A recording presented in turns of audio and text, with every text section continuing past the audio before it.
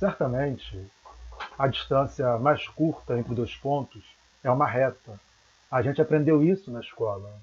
Mas, infelizmente, ou quem sabe felizmente, na vida as coisas não são assim. Bem que nós gostaríamos que fossem assim.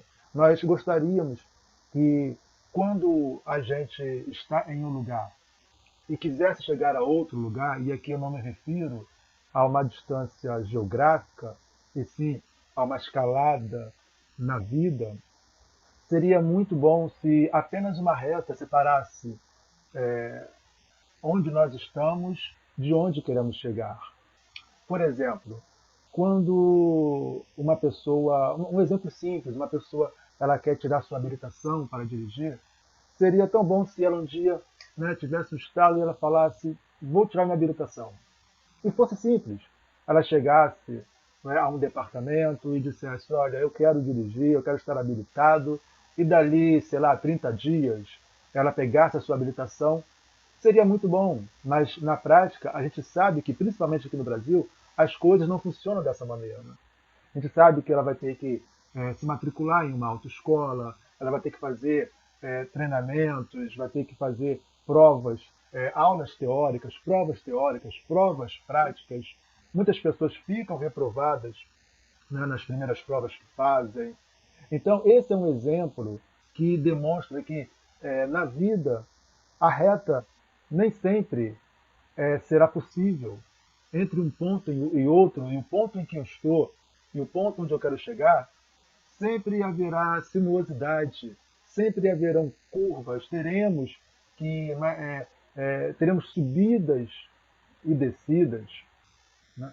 E é exatamente isso que nós temos que perceber. Se a gente quer ter uma vida de conquistas, e eu acho que todo mundo quer ter uma vida de conquistas, e isso não se refere a ser rico, isso não se refere a bens materiais, isso não se refere a ganhar dinheiro.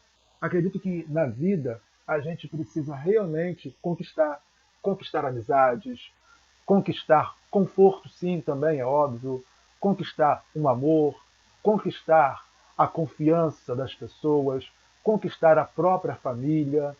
Enfim, a vida é feita de conquistas. Então, na vida, a gente sempre vai precisar estar conquistando, sejam coisas grandes, sejam coisas pequenas. E quando a gente compreende que as conquistas não vêm em uma reta, a gente consegue estar mais preparado para esse desafio. Um outro exemplo simples.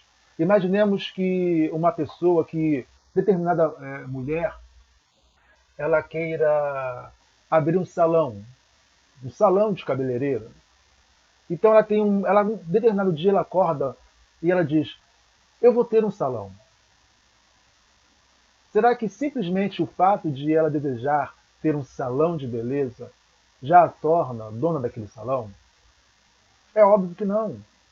E depois que ela faz os cursos, faz todos os treinamentos, depois que ela se prepara, ela agora tem que procurar um ponto, uma loja, decorar aquela loja.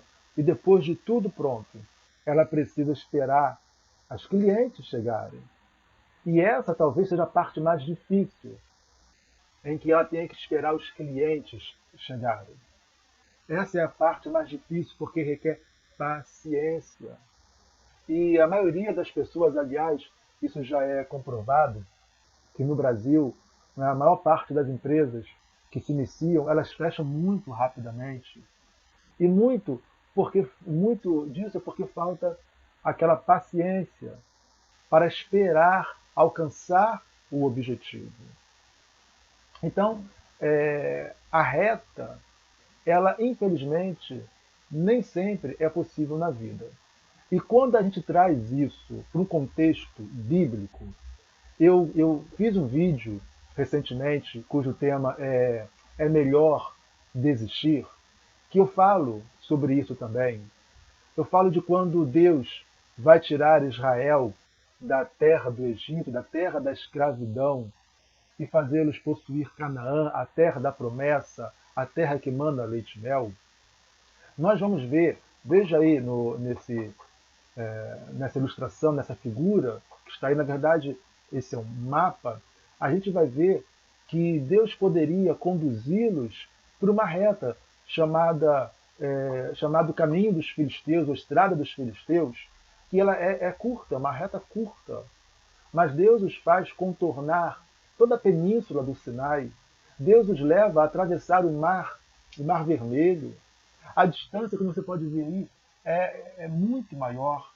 É muito maior. E por que Deus faz isso? Por que será que Deus os conduz por aquele caminho? Bom, primeiro, a Bíblia mesmo vai dizer, lá no capítulo 13 do livro de Êxodo, né, como está aí também na tela, vai dizer que Deus, capítulo 13, versículo 17, a Bíblia vai dizer que Deus decide não levá-los pela estrada dos filisteus, apesar de ser o caminho mais curto, porque os filisteus certamente iriam se opor à passagem deles. Os filisteus eram mais bem preparados, belicamente, militarmente falando, e eles, quando se deparassem com os filisteus, eles se assustariam e eles certamente decidiriam voltar ao Egito. E como aquele caminho era um caminho mais curto, era mais fácil, não havia o Mar Vermelho para atravessarem de volta, então certamente eles falariam, olha, é muito perigoso, vamos voltar, os inimigos irão acabar com a gente. E eles voltariam, porque o caminho era reto, era uma estrada reta. Você vai ver que do Egito para Canaã, pelo caminho dos filisteus, era uma reta.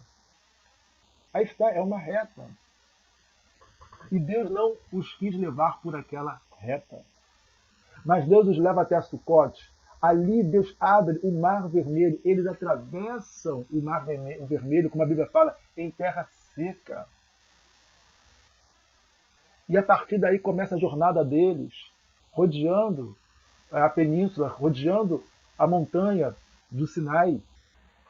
Quantas vezes, por aquele caminho, eles também falaram, eles também quiseram voltar para o Egito diante das dificuldades que surgiram ali pelo deserto.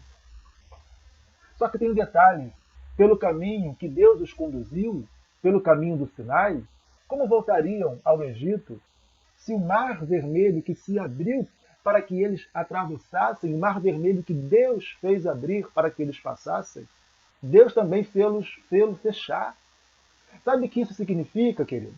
Significa que nós não podemos olhar para a escravidão, para o tempo da escravidão, nós não podemos olhar para trás, não podemos desejar voltar ao status que estávamos antes. Quando a gente decide romper com o passado, precisamos seguir em frente. Quando a gente percebe que existe um futuro melhor para nós, é para lá que temos que ir. Quando a gente tem a percepção de que algo melhor nos aguarda lá na frente, é para lá que temos que caminhar, ainda que existam dificuldades no meio do caminho. Não podemos voltar ao Egito, mesmo porque o Mar Vermelho se fechou novamente. Deus não irá abri-lo para que nós retornemos. Deus não abriria o Mar Vermelho para que o povo de Israel voltasse para o Egito. Jamais.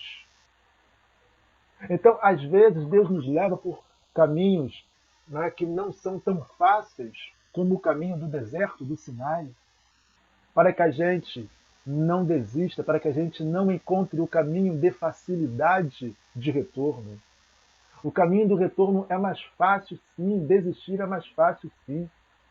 Mas Deus não quer que a gente desista. Deus os leva para o deserto, porque ali no deserto eles experimentariam o poder de Deus. O deserto do Sinai foi o lugar onde o povo de Israel mais experimentou a provisão de Deus, mais experimentou os sinais de Deus, mais experimentou o cuidado de Deus, o amor de Deus. Foi ali que eles tiveram experiências maravilhosas. Deus nos leva a caminhos que a gente preferia não estar, mas é ali que Ele vai manifestar o seu poder, é ali que Ele vai manifestar a sua graça, é ali que nós teremos as melhores experiências com Deus. No deserto, eles podiam depender somente de Deus. Não havia o que se fazer no deserto a não ser depender de Deus. Deserto é lugar de dependência de Deus, é onde a gente reconhece que se não for Deus na nossa vida, não chegaremos a lugar nenhum. E precisamos nos submeter a essa dependência.